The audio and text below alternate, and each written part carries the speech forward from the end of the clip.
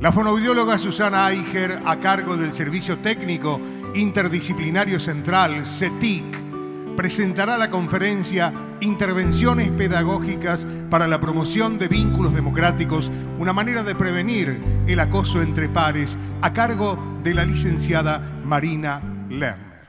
Buenas tardes.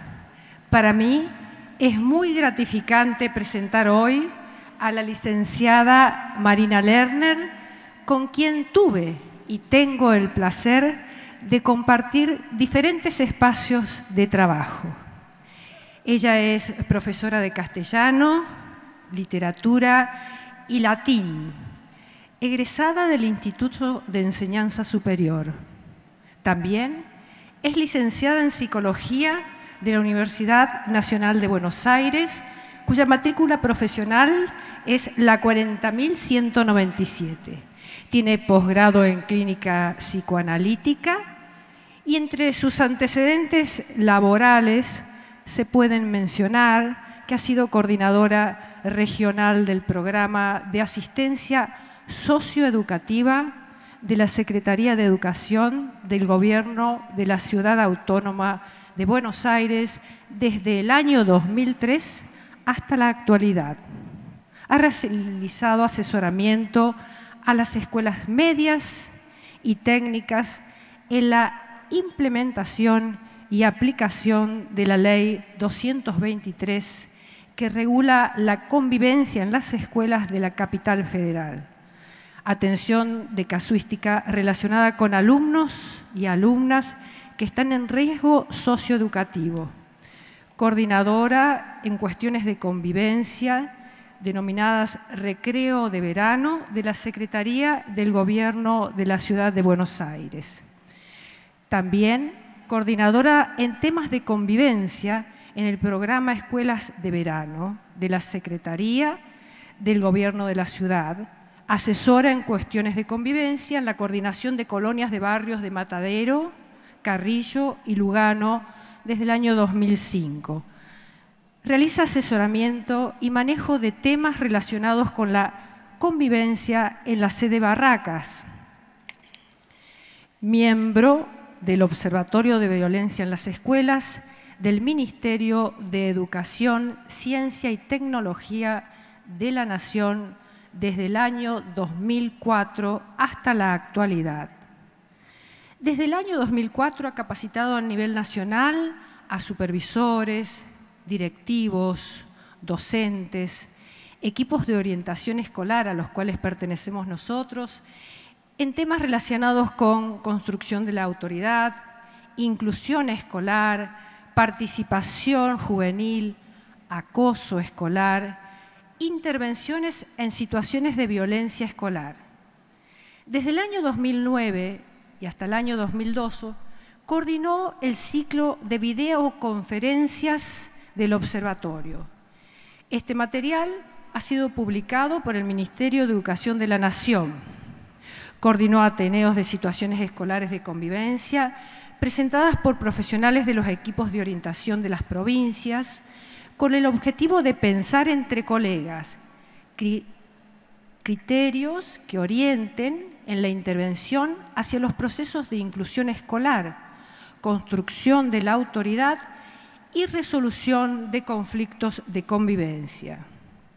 Ha participado en la producción de materiales y es coautora de materiales editados por el Observatorio de Violencia en las Escuelas, el libro El lugar de los adultos frente a los niños y los jóvenes, aportes para la construcción de la comunidad educativa y el cuadernillo sobre convivencia escolar.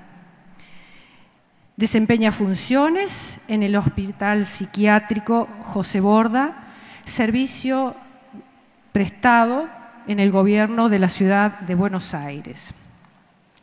Atención psicológica a pacientes internados y pacientes de consultorios externos. Coordina talleres literarios para estos pacientes en este servicio. En la docencia se ha desempeñado en las escuelas medias, secundarias y técnicas desde el año 1999 hasta el año 2001. en el Instituto de Menores Manuel Belgrano, de la Secretaría de Educación del Gobierno de la Ciudad de Buenos Aires. Profesora en castellano para extranjeros, Secretaría de Educación, en el área no formal. Y además es coautora del libro Violencia, cómo construir autoridad pedagógica para una escuela inclusiva, de la editorial Aike, realizado en el año 2014. A continuación nos brindará la conferencia denominada Intervenciones pedagógicas para la promoción de vínculos democráticos, una manera de prevenir el acoso entre pares. Bienvenida, muchísimas gracias por estar aquí en Formosa, en esta conferencia, en este segundo Congreso Pedagógico. Gracias, Marina. Buenas tardes. Como me presentó Susana, mi nombre es Marina Lerner, pertenezco al Observatorio Argentino de Violencia en las Escuelas del Ministerio de Educación de Nación. Quiero agradecer la invitación que me hicieron a participar del Congreso Pedagógico. Le agradezco mucho al Ministro de Educación y a la licenciada Susana Eicher por haberme invitado. Para mí realmente es un honor estar presente en este encuentro que marca la importancia del encuentro, la cantidad de inscriptos que hay para participar. Me dijeron que hay alrededor de 9.000 y pico de inscriptos. Esto realmente marca el interés de la comunidad educativa por estos temas. Creo que el número habla por sí mismo del interés que tienen los docentes realmente en trabajar sobre temas que competen a la escuela. Yo hace años que vengo trabajando con el equipo, con el CETIC en Formosa, y realmente es un cariño grande que nos tenemos, tanto con Susana como con el equipo. Así que insisto, muchas gracias.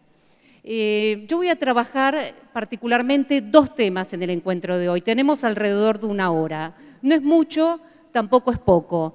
Hay dos temas, uno que es acoso entre pares o bullying, y otro es construcción de la autoridad pedagógica. Son dos temas que trabajaré con ustedes en esta hora y 10 que tenemos. ¿Por qué bullying? ¿Por qué acoso entre pares? Ustedes saben que el bullying es una palabra en inglés que desde hace unos años se tomó como una suerte de figura retórica de la parte por el todo, que terminó denominando cualquier situación de agresión o violencia que se da en una escuela, ¿no? Es decir, cualquier situación de violencia que se da en una escuela se habla de bullying. Cuando se promulgó la Ley Nacional de Convivencia Escolar, fue interesante porque la ley se llama Ley de Promoción de Convivencia en las Escuelas y los medios la hicieron conocida como la Ley Antibullying, ¿no? Es decir, el bullying fue una palabra que terminó nombrando el abanico de posibles situaciones de agresión. En ese mismo fenómeno en castellano nosotros le decimos acoso entre pares. Por lo tanto, acoso entre pares o bullying está denominando exactamente lo mismo. En principio voy a aclarar lo siguiente, que seguramente ya muchos lo saben, pero bullying tiene características muy específicas que determinan el fenómeno que se puede llamar bullying o acoso entre pares. No es cualquier fenómeno, es una situación de agresión sostenida en el tiempo, donde hay una cuestión habitual que suceda entre un chico y otro, entre un niño y otro niño, un joven y otro joven, está sostenido en el tiempo. Y también otra de las características fundamentales es que hay una asimetría de poder entre aquel que acosa y aquel que está siendo acosado. Me interesa trabajar bullying o acoso entre pares porque me parece que nos da pie para poder trabajar con formación de grupo de pares. Me parece que justamente esta temática nos posibilita algo de esto. El bullying no solamente es... muchas veces se plantea que este tipo de fenómenos es silencioso. Ustedes van a leer cuando lean cuestiones de acoso que se dice es silencioso. Nosotros, lejos de pensarlo silencioso, hablamos de escena de acoso escolar, porque no solamente participan en esta situación de agresión el que agrede constantemente a otro y el que está siendo agredido por ese otro, sino que está dedicado a un público. Ustedes observen que van a ver que en general, cuando uno da cuenta de que existe esto dentro del aula, esas escenas en general están siendo dedicadas a un público. Hay algo, una dimensión del espectáculo puesto en juego. Esto que está dirigido a un público no es poca cosa, porque nos explica un poco de cómo se conforman los grupos de pares con los niños y con los jóvenes. Hay algo que es parte de la condición humana, que es tanto en chicos o en niños, en jóvenes o en grandes. Lo que pasa es que los niños y los jóvenes lo hacen a veces de manera mucho más salvaje, ¿no?, que lo que podemos hacer los grandes. Pero hay algo que tiene la condición humana que es ser necesario para el otro. Para el niño, para el joven, no es poca cosa ser valorado por su grupo de pares. No es poca cosa encontrar un lugar de reconocimiento dentro de ese grupo. Y a veces no es tan sencillo esto. Yo cuando estaba preparando este tema pensaba que uno tiene un nombre propio. El que se llama Juan Pérez se llamará Juan en su casa, en la escuela y en cualquier grupo en el que participe. Pero cuando uno forma parte de un grupo, va adquiriendo diferentes nombres que nombran el lugar que uno ocupa en el grupo. Por ejemplo, hay una anécdota que yo creo que refleja y que podemos ir más al detalle de este tema. Hasta ahora lo que fuimos planteando es la importancia que los chicos tienen en la constitución de grupo de pares, justamente de lograr un reconocimiento del otro. A veces no eligen los mejores lugares para poder vincularse, pero lo importante es tener un lugar. ¿Cuántas veces un adulto nos cuenta que cuando fue chico, que cuando iba a la escuela, y cuenta con cierta alegría, que como era el más molesto de la escuela, la profesora no paraba de nombrarlo? No es una anécdota poco común que alguien cuente que a partir de ser el molesto del aula, su maestra o su profesora no dejaba de nombrarlo. Esto da un lugar de identidad tanto para la docente, ese lugar que elige este chico para ser reconocido, como ante su grupo de pares. En la constitución de grupo de pares hay una distribución del poder también.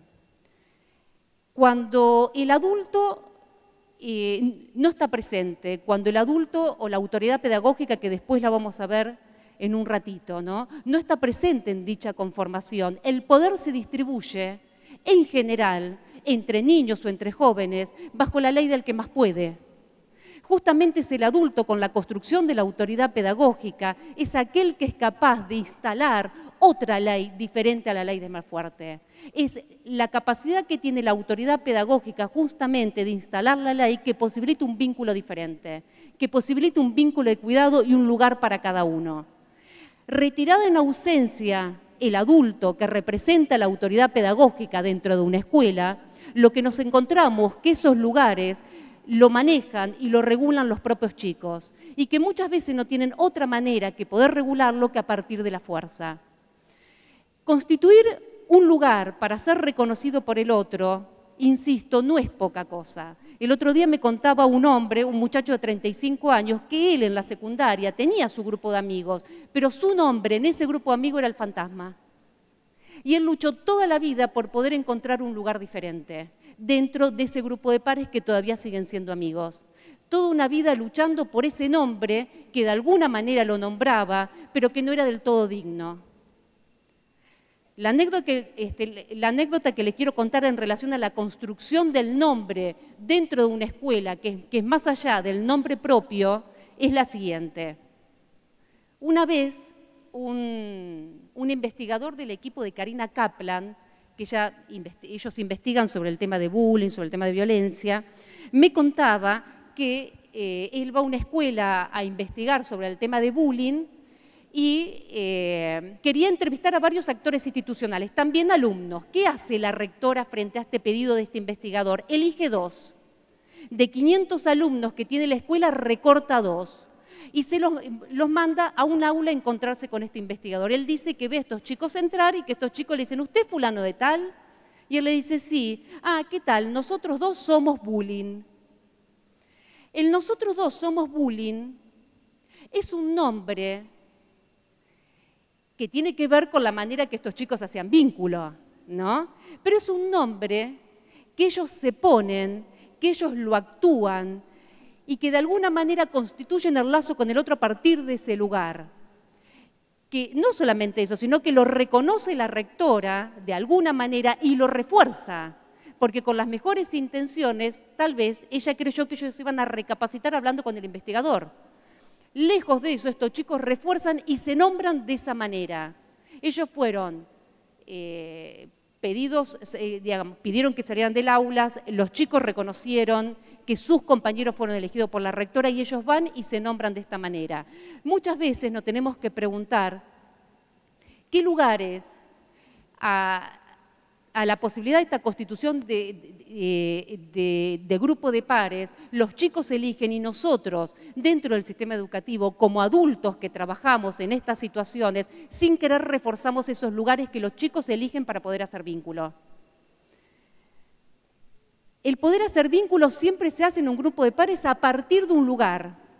No se hace solamente a partir del nombre propio, se hace a partir del lugar que uno logra tener dentro de este grupo. Ese lugar nunca se sabe de antemano qué lugar va a ser. Cuando uno es adulto y entra a trabajar en un lugar, tampoco sabe, en definitiva, más allá del cargo que tiene, qué lugar va a ocupar dentro de esa red. No sé si soy clara, ¿sí? O detallo un poco más sobre este tema. ¿Se entiende? ¿Sí? Si no, digan, ¿eh? Bien. Por lo tanto, cuando nosotros pensamos en las intervenciones docentes, muchas veces con las mejores intenciones, caemos sin querer en reforzar algo en lo cual los chicos se nombran y a partir del cual hacen vínculo. Una vez una profesora me decía, ¿te acordás, Marina, de Iván el Terrible? Iván el Terrible era un alumno por el cual me habían convocado a trabajar una situación de convivencia. Ya el nombre, el chico no se llamaba Iván, le había puesto a la profesora Iván el Terrible, el chico creo que se llamaba Pablo. Este nombre, con el cual era reconocido en el aula por esta docente, que ella ya me lo había dicho, de Iván el Terrible, me dice, ¿te acordás de Iván el Terrible? Le digo, sí, me acuerdo. Me dijo, ¿sabés qué pasó a ser el Arcángel Gabriel? La relación entre Iván el Terrible y la manera de vincularse como Iván el Terrible es totalmente diferente a la manera de relacionarse como el Arcángel Gabriel, que son dos nombres que tiene que ver de la manera en que él se vincula. Él es nombrado por cómo se vincula de una manera y de la otra. ¿Qué pasó? ¿Cómo logra este pasaje este chico? ¿Cómo logra este adolescente un pasaje de Iván el Terrible al Arcángel Gabriel? Esto es lo que yo le pregunto a la docente. ¿Cómo es que lo logra? Porque si hay algo que sabemos, que es muy difícil que un chico haga un pasaje de un lugar al otro, de un nombre al otro, sin que haya intervención docente. Cuando yo le pregunto esto a la docente, ella se sorprende, porque en ningún momento pensó que era efecto de sus propias intervenciones. Ella creyó que él pasó. Ahora, si hay algo a valorizar de esta docente, que me parece que dio lugar para que este chico pudiese hacer el pasaje de un lugar a otro para vincularse con el resto, tiene que ver justamente que ella no creyó del todo que este chico era Iván el Terrible. Si ella hubiese creído que eso era parte de su esencia, hubiese sido muy difícil crear las condiciones institucionales para que el chico pudiese hacer ese pasaje. Ella me cuenta las intervenciones. Las intervenciones puede ser, como muchos docentes hacen esas intervenciones, ¿no? Pero cuando uno ve en la escuela un pasaje, es importante poder ver qué intervención se logró. Nunca es el efecto de la suerte, la mala o la buena suerte. Siempre es el resultado de intervenciones. Ella me cuenta que lo ayudó, ella era tutora, que lo ayudó a organizar el desorden mental que tenía con respecto a las materias, a la organización de las carpetas, etcétera, etcétera. Lo importante acá es que ella crea la condición institucional posible para que él haga el pasaje. Ahora, y que esto me parece que es importante, uno dice, podría no haber hecho el pasaje, ¿no? Lo importante, hay chicos que le cuesta más, hay chicos que le cuesta menos. Lo importante como responsabilidad de adulto que trabajamos en un sistema educativo es tratar de pensar en conjunto cuáles son, crear las condiciones institucionales para que el chico pueda hacer ese pasaje. Muchos lo logran. Y para aquellos que les cuesta más hay que pensar qué poder hacer para lograr ese pasaje. El punto que me interesa destacar de esto, que termino de plantear, es que justamente poder pensar la constitución de grupo de pares en estos términos, bajo esta lógica, nos aleja mucho de lo que son las teorías esencialistas, la lectura ortodoxa sobre los fenómenos de bullying que estamos escuchando habitualmente. La teoría esencialista sobre estos tipos de fenómenos leen el fenómeno de la agresión de un niño sobre otro niño, lo lee como algo de la esencia del sujeto. Es decir, el chico nació violento, el chico es violento, el chico es, nombran algo del ser, lo identifican y marcan un perfil. Esto es grave, porque del momento que nosotros lo pensamos como ser, primero que no podemos explicar por qué Iván pasó a ser el arcángel Gabriel.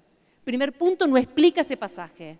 Tampoco puede explicar nunca por qué un alumno no es igual a sí mismo en las 11 materias de la secundaria. ¿Por qué el chico cambia de un docente al otro? ¿Por qué hace el cambio? ¿Cuáles son las condiciones que favorecen que él pueda desarrollar otra parte de su singularidad y no la que más lo perjudica a él para poder estudiar y al resto? Las teorías esencialistas lo que hacen justamente es no poder explicar esto, porque marcan ser, marcan esencia. Ellos dicen el chico es violento y nos dejan dos caminos que no tienen nada que ver con lo educativo. Uno que es la judicialización y otro que es la patologización de la infancia, es decir, derivar al médico. Y estos son temas graves, porque uno puede decir, nos dejan dos caminos, que es la judicialización y la medicalización, pero ya hay países en el mundo que han tomado este camino, es decir, donde hay chicos que se observan, estas teorías piensan que hay tendencias en la esencia del niño que llevan a hostigar o a ser hostigado. Entonces hay reglamentaciones en determinados países de Latinoamérica que definen que si un docente observa que hay un chico con cierta tendencia a hostigar, lo que hay que hacer es denunciar judicialmente, si no, se le juega la carrera al propio docente. Ahora, ¿qué es lo que pasa con esto?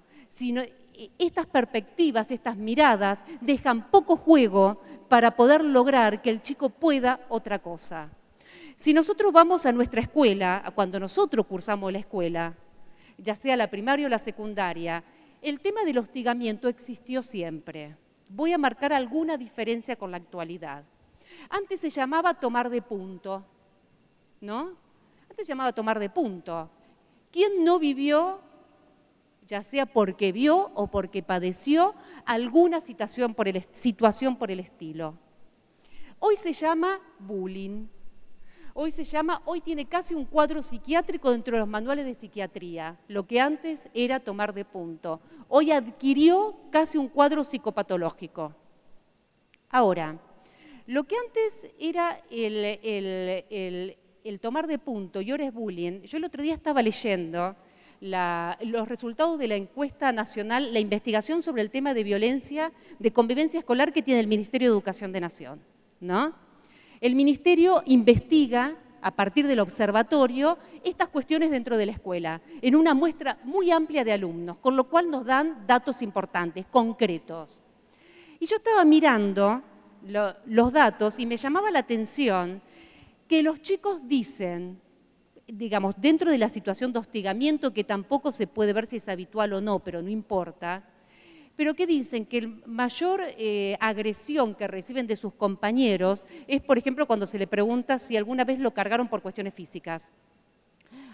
Creo que hay un 60% que dice que sí, o un 50%, es alto. Que en nuestra época, cuando íbamos a la escuela, la característica física era el detonante en general, muchas veces, de que esto ocurriera. Ahora, cuando se les preguntan a los chicos de hoy si se sienten cargados o han sufrido o han padecido cargadas por su situación social, y dicen que en un 85% dicen que no. Lo mismo que antes, yo no recuerdo, por ejemplo, haber escuchado que un compañero mío le decía al otro que era pobre, por decir algo. Pero sí escuché que lo cargaba porque era alto, porque era flaco, porque tenía nariz grande, porque tenía nariz chica, por anteojos, los 4 ojos, etcétera, etcétera, etcétera. Las características que yo creo que marcan una diferencia en la actualidad con el tomar de punto en la época que nosotros podíamos ir a la primaria o a la secundaria, me parece que está en la dimensión de espectacularidad que toma hoy este tipo de situaciones. Hay una dimensión espectacular de las situaciones de agresión, ya sea de bullying o de otras también, que no tienen que ser necesariamente bullying, como por ejemplo que un chico le pega a un compañero porque dijo algo que no le gusta. Eso no es bullying, eso es una situación de violencia, que también hay que abordar, obviamente. La dimensión de la espectacularidad que adquieren este tomar de punto me parece que es la marca de la diferencia que existe con antes, ¿no? Con otras épocas. ¿Por qué? Porque la tecnología ha favorecido a la viralización del tema. La tecnología ha favorecido no solamente al intercambio y la comunicación y conocerse con gente de otros países, que esto es lo lindo de la tecnología, ¿no? Es decir, todos los avances, no estoy criticando la tecnología. Yo digo que la tecnología lo que facilitó que muchas situaciones de estas se viralizaran. Es decir, que muchas situaciones de estas posibilitaran que tenga una extensión, una dimensión que antes no pasaba de la esquina de la casa, antes no pasaba del club del barrio. Ahora podemos intercambiar situaciones de acoso, situaciones de agresión con escuelas de diferentes provincias y compartir cuál del video es un poco más cruel que el otro. Y la dimensión de la espectacularidad que toma ahora tiene que ver con una época. Tiene que ver con esta época. Muchas veces se dicen que los chicos son violentos en la actualidad.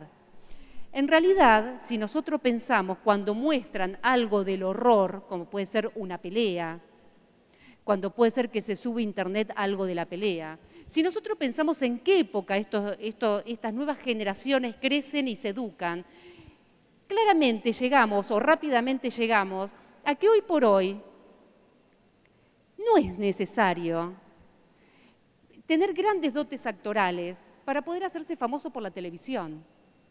No es necesario.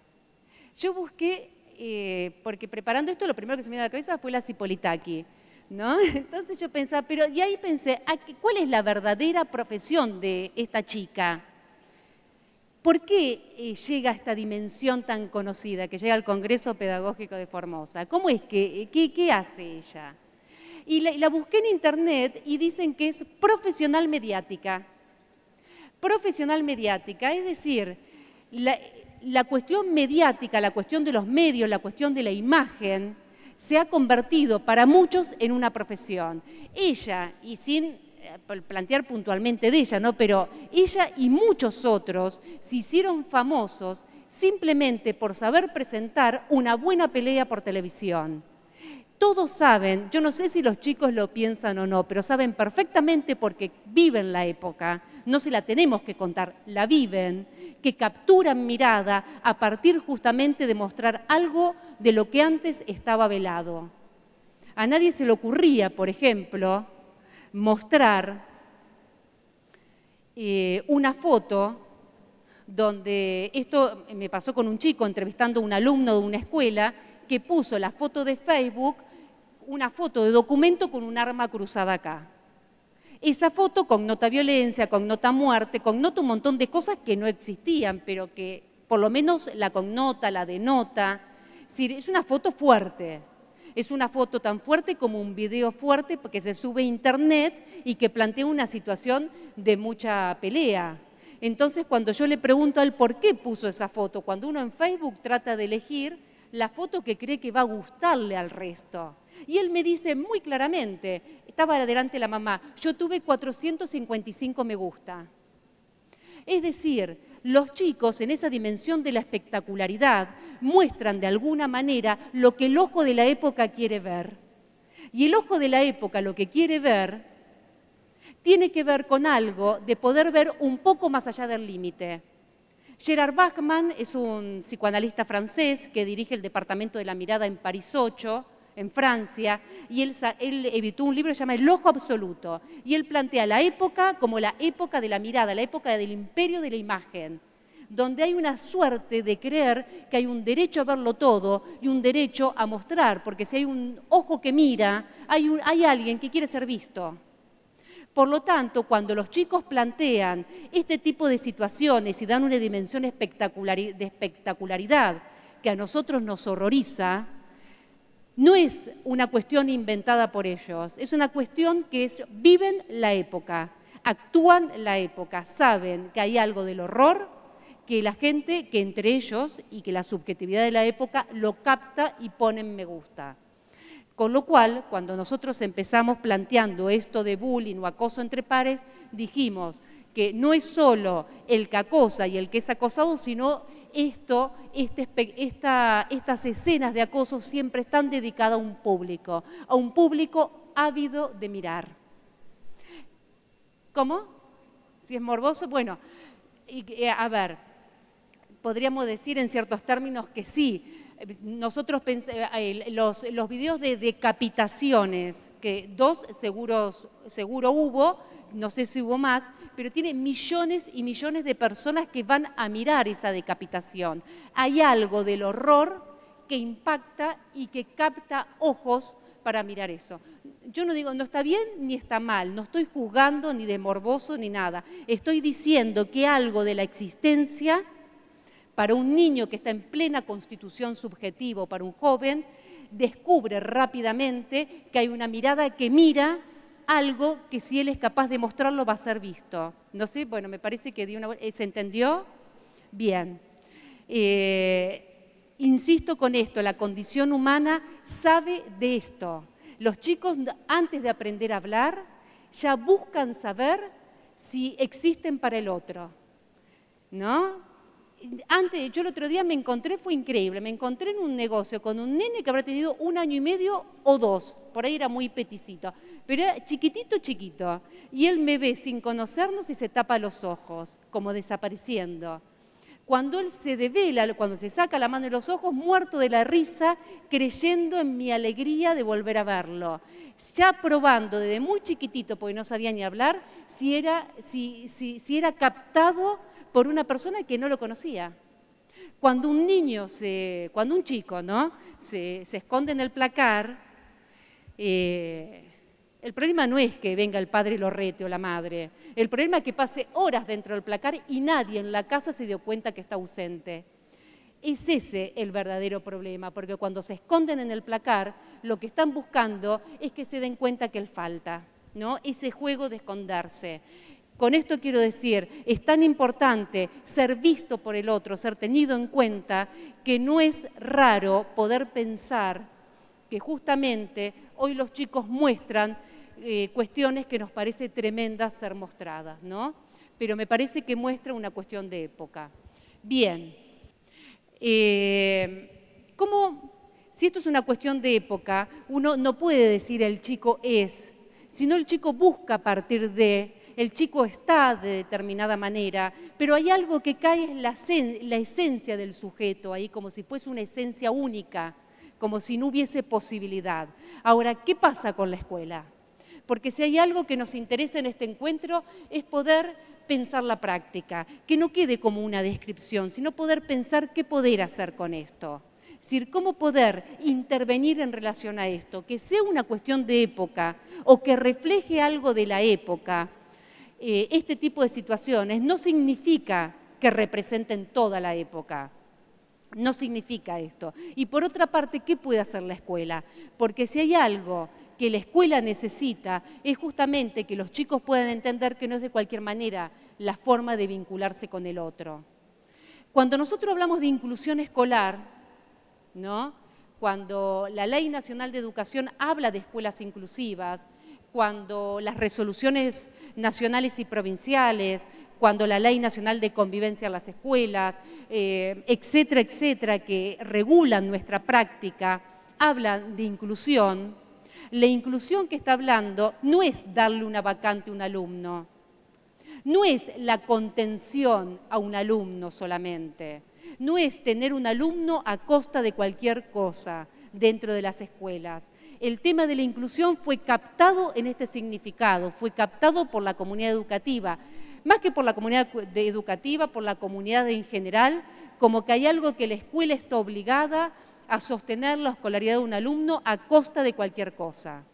Así se entendió ligeramente la cuestión de inclusión, porque yo creo también que se explicó poco, ¿no? Que hay que seguir trabajando sobre ese concepto en relación a los marcos legales. Y vamos a descubrir que no es eso lo que plantea la ley, porque si hay algo que plantea la ley, justamente que la inclusión no es una vacante, es un proceso. Es un proceso equiparable a la construcción de ciudadanía. Si bien no me voy a dedicar mucho al tema de inclusión, lo que sí voy a plantear es lo siguiente. La inclusión escolar, si nosotros pensamos en una escena de acoso, donde uno acosa sistemáticamente a un compañero, lo humilla y etcétera, etcétera, no podemos pensar que el proceso de inclusión está terminado. Porque si hay algo, yo no puedo hablar de un alumno incluido con un alumno que agrede constantemente a sus compañeros. Un alumno incluido, cuando hablamos de inclusión, hablamos de proceso. Y cuando hablamos de proceso, en el caso de inclusión, lo que nos estamos refiriendo es la garantía de los derechos, sin lugar a dudas. En un país democrático como el nuestro nacemos con derechos, pero hay algo con lo que no nacemos, que es el desarrollo de la responsabilidad. Es decir, justamente el desarrollo de la responsabilidad, un niño no nace responsable. No hemos nacido responsables. La responsabilidad de los actos se desarrolla en el vínculo con los otros. Y solamente las nuevas generaciones pueden ir haciéndose responsables de sus actos a partir de adultos trabajando para que esto ocurra. Es decir, cuando el chico llega al mundo, Freud esto lo planteaba, llega al mundo y se encuentra con una cultura X, ¿no? Esta cultura, como todas las culturas, tienen un pacto de convivencia. ¿Qué es esto? No hay cultura en el mundo que exista sin un pacto de convivencia. El pacto de convivencia es esa ley implícita o explícita que dice de qué manera se pueden hacer los vínculos, que no es de cualquier manera. No se puede admitir que en una cultura exista la posibilidad del hostigamiento.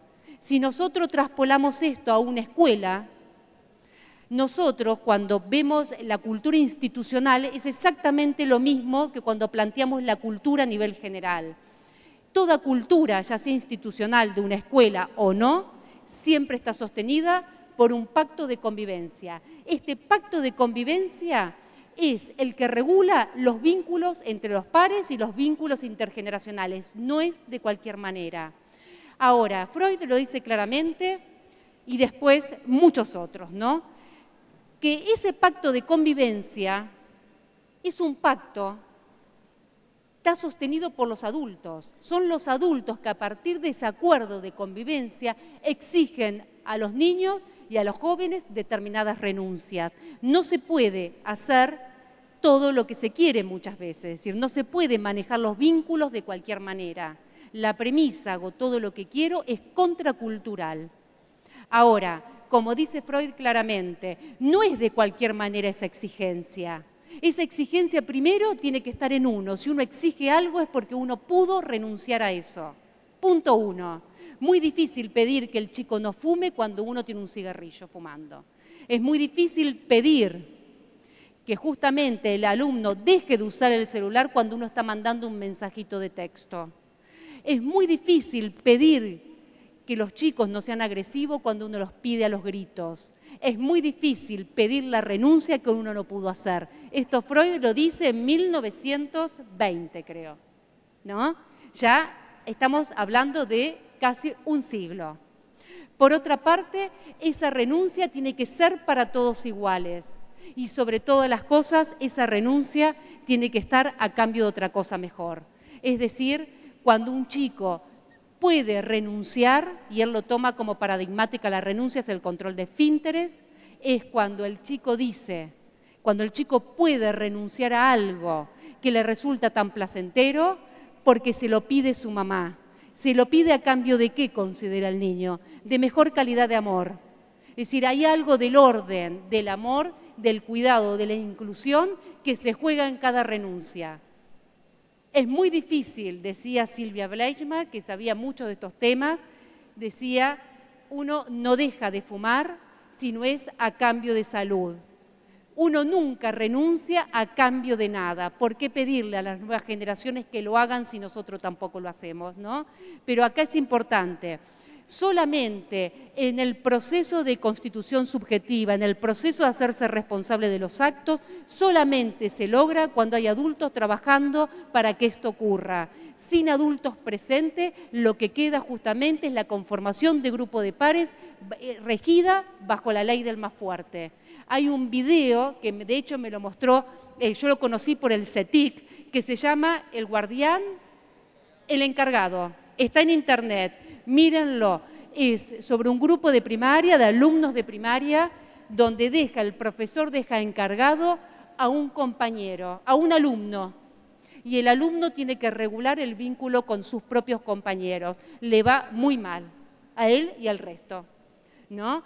Por esto es importante, para poder seguir con construcción de la autoridad pedagógica, que el proceso de inclusión escolar implica justamente la regulación de los vínculos a partir de la autoridad pedagógica presente.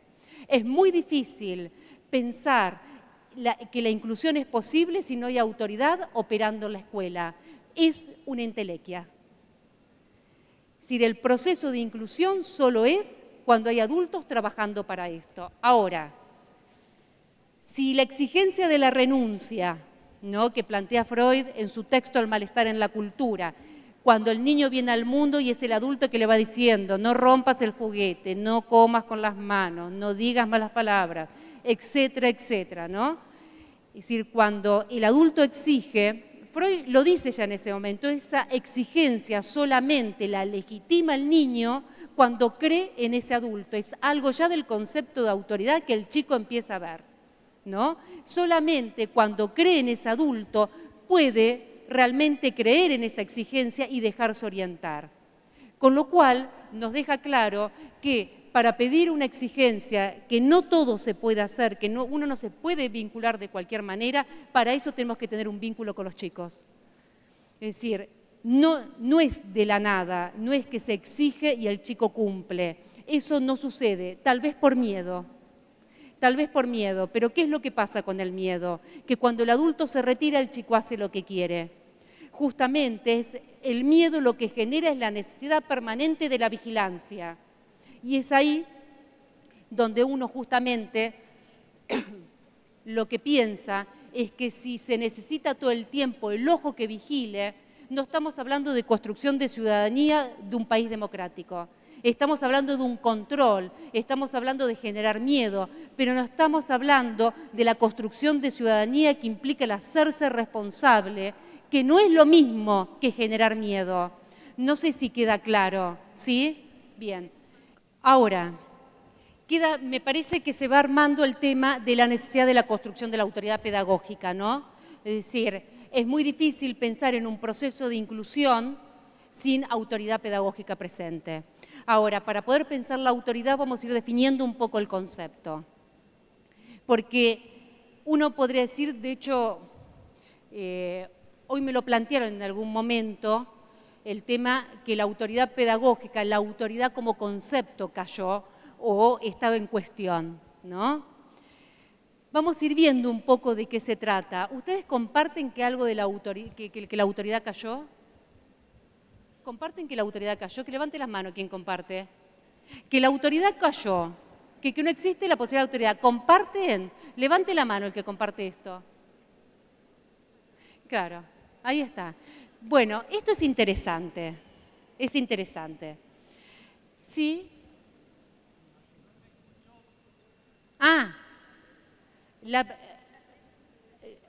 La pregunta, es decir, que levante la mano quien considera realmente que la autoridad, piensen en la escuela, que la autoridad cayó.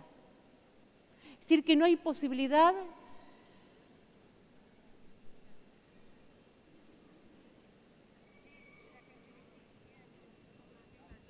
que cayó, que se perdió autoridad. Bueno, ¿allá arriba se escuchó la pregunta? Ah, sí, allá hay una mano. Bueno. ¿No se escuchó? Bueno. Yo pregunté si ustedes consideraban que la autoridad pedagógica cayó. que la autoridad en general, ¿no? Bueno, y veo muy pocas manos levantadas. No sé si se entiende la pregunta o no, pero veo pocas manos. Igualmente, voy a aclarar lo siguiente. Después de muchos años de estar trabajando en este tema, yo lo que empiezo a observar que cada vez que esta frase de que la autoridad no existe, digamos que la autoridad cayó, que la autoridad no hay posibilidad de construcción de la autoridad, cada vez pierde más consistencia, ¿no? Es decir, que hay algo dentro de la comunidad educativa que me parece que se está orientando sobre otras conceptualizaciones. Y voy a aclarar lo siguiente. Cuando nosotros hablamos de la autoridad, yo tomo a Koyev. Hay muchos que han hablado sobre autoridad. Max Weber, Hannah Arendt, muchos de la actualidad. A partir de la década del 80 en adelante, muchos investigadores argentinos han hablado sobre autoridad y han escrito sobre autoridad. ¿Por qué? Porque justamente a partir de la década del 80 donde se empieza a ver, se empieza a observar que la reunión de un docente, de un grupo de alumnos en una escuela, no generaba por sí mismo el efecto autoridad. No se generaba. Si nosotros hacemos dos cortes sincrónicos en la década del 50 y en la década en la actualidad, podemos ver que en la década del 50 entraba un docente al aula y el efecto autoridad en general aparecía. Había cierto orden. La dimensión simbólica, Koyev dice que tiene tres dimensiones, que es simbólica, histórica y social. Simbólica es que trae efectos en los vínculos. El tema que entrara en ese momento la autoridad en la década del 50 y se generara un efecto de orden, que cada uno ocupaba su lugar, implicaba cierto efecto del nivel simbólico de la autoridad, provocaba efecto en los vínculos, había cierto apaciguamiento, uno podría decir. Ahora, es social, dice también Koyev, es un fenómeno social. ¿Por qué social? Porque se necesita al menos dos. La autoridad, y esto me parece que es importante, necesita al menos dos. ¿Por qué? Porque uno no es autoridad en soledad. La autoridad es cuando uno no porta la autoridad, uno es reconocido, legitimado en lugar de la autoridad por los otros. Esto es algo que plantea Koyev que me parece que nos puede clarificar un poco sobre la actualidad. Él lo que plantea justamente que hay un acto de legitimación o de reconocimiento sobre el acto que ejerce una persona, la legitimación se la otorgan otros. Ahí es cuando cuando aparece el fenómeno de la autoridad. Cuando aparece el fenómeno de la autoridad, aquel que la legitima, aquel que la reconoce, se le genera a esta persona una suerte en libertad, dice él, de dejarse orientar por esa persona a quien legitimó en el lugar de la autoridad. Voy a decirlo de manera más clara en ejemplos, ¿no? Cuando alguien de un equipo de orientación, y me refiero a eso porque yo pertenezco a un equipo de orientación en Ciudad de Buenos Aires que me convocan para asesorar temas de convivencia escolar, no por pertenecer al equipo, por ser psicóloga, gozo de esa autoridad, gozo de la legitimación de la autoridad de mi cargo. No por estar en ese lugar soy reconocida, yo tengo que dar cuenta frente a la escuela de alguna manera que mi recomendación tiene algún efecto. A partir de ahí se me legitima en el cargo. ¿Se entendió? Bien. Cuando nosotros hablamos que esa legitimación, ese reconocimiento viene del otro, uno dice en la década del 50, el docente, por ser docente y por ocupar ese cargo ya tenía algo de reconocimiento, porque había, como dice Tente Fanfani, que creo que él da la conferencia a las 5, él dice que había un efecto institución sobre la figura del docente. ¿Se entendió? Es muy linda la frase. Había un efecto institución sobre la figura del docente. ¿Qué implicaba? La institución gozaba de prestigio, de valor. ¿Por qué? Porque cuando se atravesaba la escuela en la década del 50, generaba una inscripción cultural de mayor valor. Por lo tanto, quien atravesaba la escuela sabía perfectamente que atravesando la escuela lograba una mejor inscripción cultural. Y el docente, muchas veces, más allá como cumpliera su rol, era garante de ese proceso, ¿no?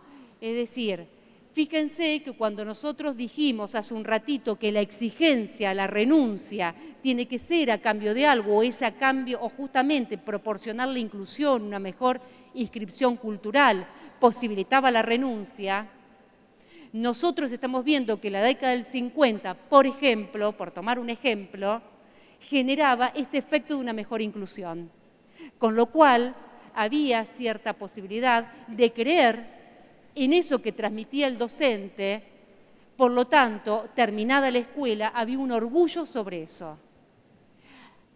Hubo muchas cosas que cambiaron, ¿no? Los vínculos intergeneracionales cambiaron. Estuvo la dictadura militar, que generó también un efecto que aquellos que ocupaban el lugar de la autoridad se desvincularan de la ley, con lo cual esto generó desconfianza en las personas que ocupan los lugares de autoridad. Hubo muchas cosas que desplegarlas nos llevaría tiempo, que es interesante, pero desplegarlas nos llevaría, lamentablemente, el tiempo que no te... En realidad, el dispositivo de hoy está para focalizar más en otras cuestiones, ¿no? Pero si uno se pone a investigar, son muchas las variables que han justamente intervenido para que esa autoridad dada por un título, por un cargo, generara en sí mismo el fenómeno de autoridad más allá de cómo se generara el rol, ¿no? Bien, hubo otra cuestión que eso sí me interesa, esta variable, que es una variable positiva, que también marcan, hay un libro de Paola Gallo que ella habla sobre la historia del respeto y la autoridad a lo largo del sistema escolar, un libro muy interesante, creo que se llama Autoridad y Respeto, que ella dice que en la década del 50 hay un punto de inflexión en esto, ¿no? En los vínculos intergeneracionales. Empiezan notas en los diarios de Bagiberti, planteando relacionarse de otra manera con los niños, con mayor ternura. La telenovela, creo que en la década del 60, de Marilina Ross y Osvaldo Miranda, que planteaba un vínculo padre-hija diferente. Bueno, todo esto empieza a intervenir en el vínculo intergeneracional que se presente de otra manera. Proponen otra manera de criar un niño. Y después, en la década en el 99, previo al 99, en el 94, la Constitución fue en el 94, ¿no? Bueno, se firma la Convención de los Derechos de los Niños, Niñas y Adolescentes, en la década del 90, ¿no? En la década del 90 se firma la Convención de los Derechos de los Niños, Niños y Adolescentes, que exige un trato diferente, que exige que el chico tiene derecho al buen trato, ¿no? El derecho a la salud, el derecho a la familia. Esto generó un efecto importantísimo en lo vincular entre las generaciones.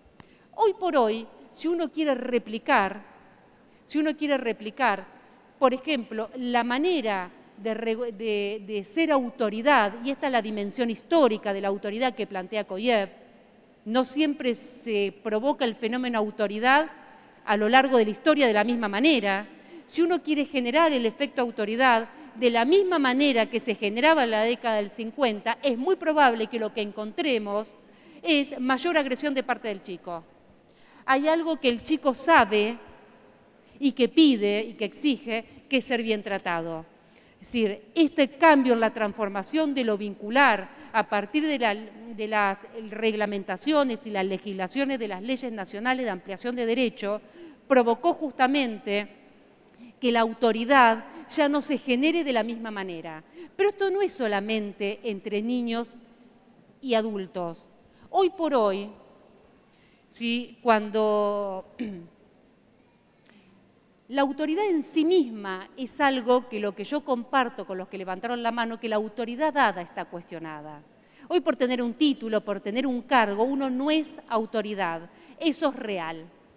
No lo podemos negar. Por tener un título no nos legitima en el lugar de la autoridad. El otro no nos legitima.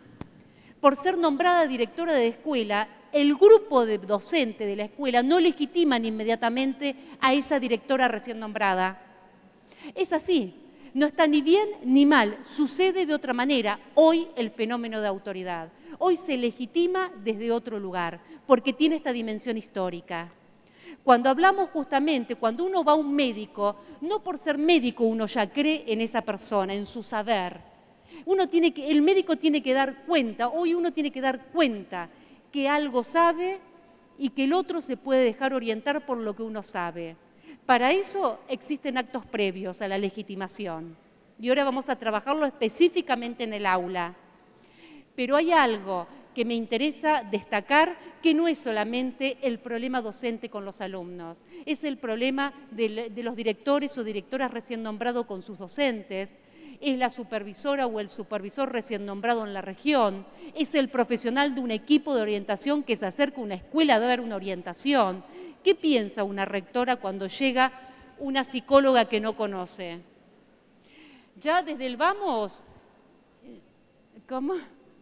Es decir, no hay, claro, una legitimación de entrada, sino que a partir de un proceso de vínculo se puede llegar a legitimar ese vínculo, digamos, esa autoridad del saber del psicólogo en la convivencia escolar, por ejemplo, ¿no? Los niños o los jóvenes no están muy lejos de lo que nos pasa a los adultos. Si hay algo que le cuesta a un docente que, por ejemplo, gana por puntaje la rectoría de una escuela, de su propia escuela, pasar de docente a rectora, si ustedes saben que la autoridad, cuando el fenómeno se produce, genera una asimetría. La autoridad siempre es en asimetría. Por eso aquellos que van queriendo construir el camino de la autoridad siendo amigo del niño, van errados. Porque justamente si hay una de las características de la autoridad es que es asimétrica, son lugares diferentes no de poder, de responsabilidad. Es justamente en esa diferencia de responsabilidad que se juega el nivel de la autoridad, donde el niño, en el caso de un docente, cree, como dice Koyev, en un acto en libertad, no es imposición, que ese docente tiene algo para entregarle, algo que puede ser del orden del amor, del cuidado, de la inclusión, que incluye a su vez el saber docente, ¿no? Hay algo a partir del cual uno se deja orientar por esa persona que cree que está en el lugar de que la legitima en el lugar de la autoridad.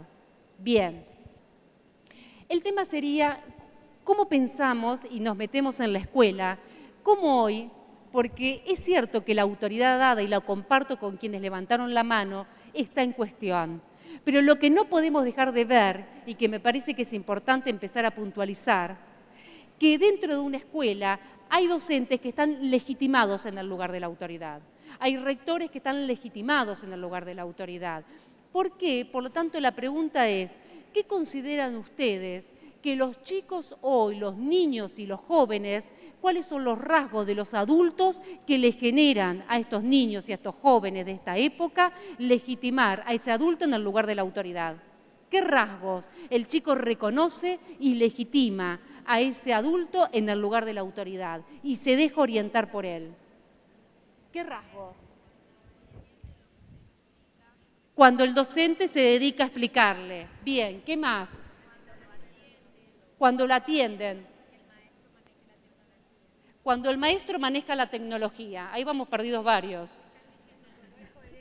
Cuando hay coherencia. Bien, cuando hay coherencia, cuando es bien tratado. Lo interesante es que siempre que planteamos esta pregunta, a lo largo y a lo ancho del país, siempre se responden los mismos rasgos: coherencia, ser bien tratado, ser respetado, enseñar. A veces el alumno te prueba. Ah. Y cuando si él descubre que el profesor o el docente sabe tiene idoneidad, ahí también Bien.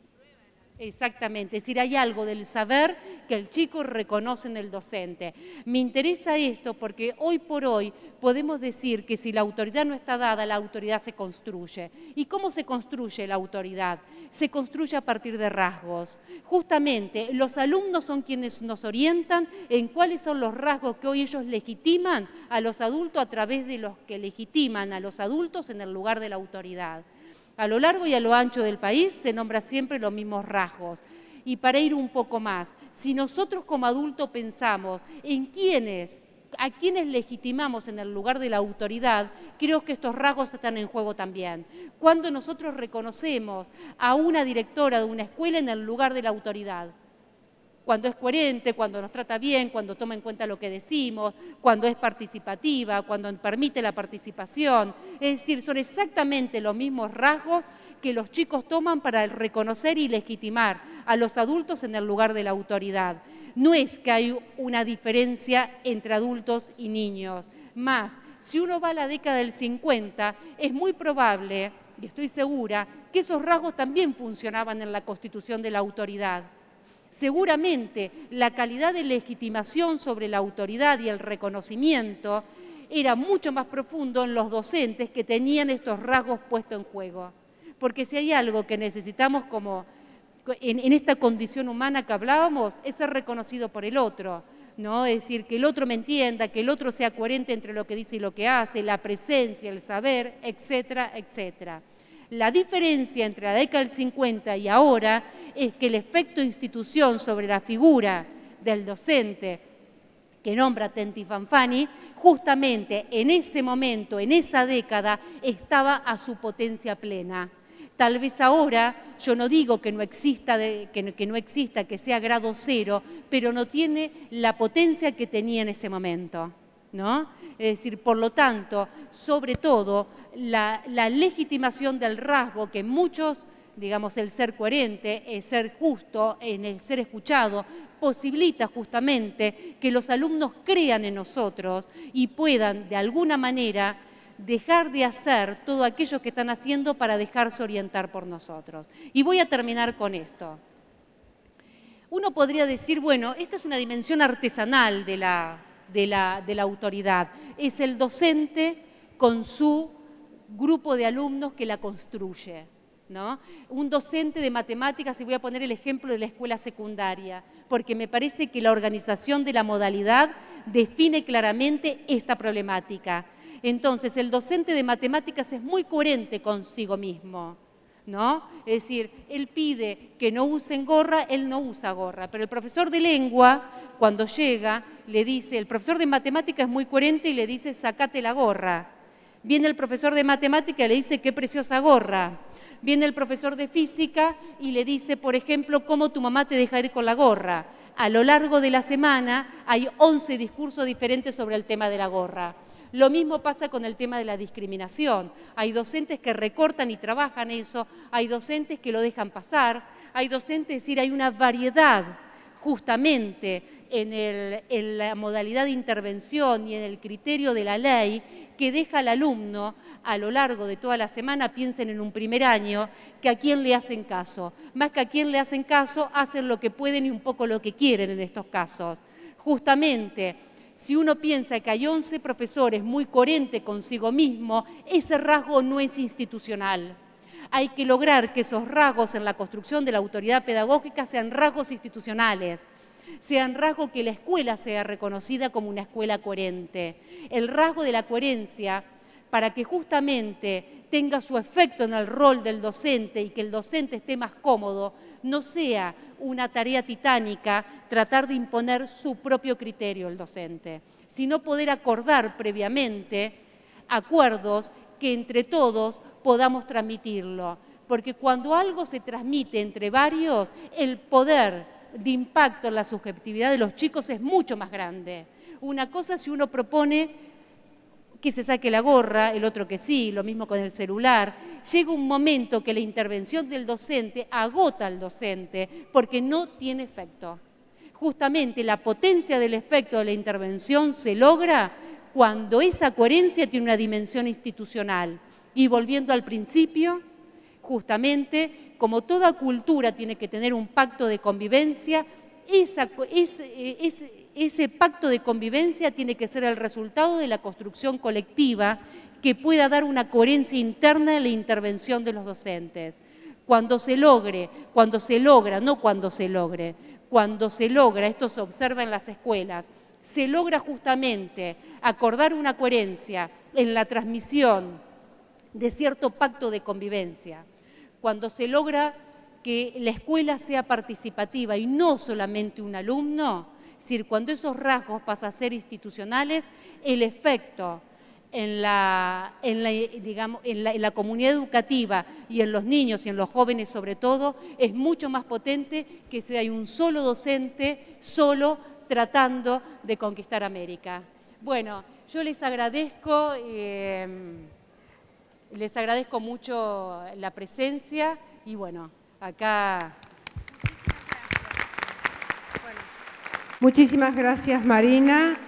Y quiero comentarles que hay un espacio que tiene que ver con un mail que les vamos a dar, cetic@formosa.gov.ar, quienes quieran tomar nota de este mail y hacer las preguntas o conectarnos con nosotros, porque a su vez nosotros se lo enviamos a Marina, queda abierto para todos ustedes. Muchísimas gracias, Marina, por tu brillante exposición. Gracias a todos ustedes por la atención que le ha prestado a nuestra querida Marina Lerner, que para nosotros el equipo del CETIC es una compañera de trabajo, porque nos ha apoyado, asesorado y formado como equipos técnicos. Muchísimas gracias a todos ustedes.